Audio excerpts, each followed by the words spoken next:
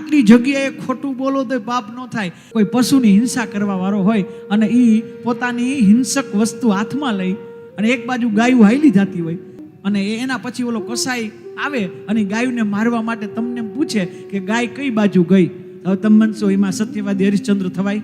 આમ ગઈ હોય તેમનું કે ના ના હમણાં જ જોઈએ, અહીંયા આ બાજુ છે, કઈ નો કઈ. શું કામ? તો ખોટું બોલ્યા તો પાપ છે? નથી. ક્યું?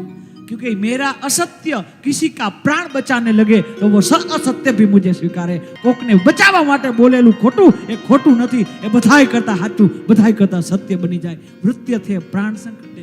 कोई दीकरी पहनती होय ने एना अवगुण नो गवाय. कोई मांगू नाख्યું હોય ને આ દીકરી કેવી તમને ખબર હોય ને તોય ન બોલાય, અહીંયા અસત્ય બોલવું પડે. કોઈના ચડતી ડેરીમાં પાણા નો નખાય. તે બહુ બહુ પૂછે, બધી ખબર હોય છતાંય અસત્ય બોલે. નકર બધી ખબર હોય છતાંય અસત્ય બોલે.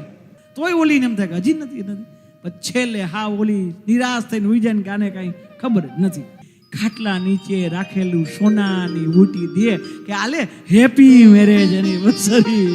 તો વિચાર કરો, હવારથી એને ખબર હોય પણ ખોટું બોલે તો ખોટું નથી, એ પણ પુણ્યનું કામ છે. કારણ કે સરપ્રાઈઝ દેવા માટે ખોટું તો બોલવું જ પડે. તો આ પાપ નથી મારા વાલા જો સરપ્રાઈઝ દેવી હોય તો.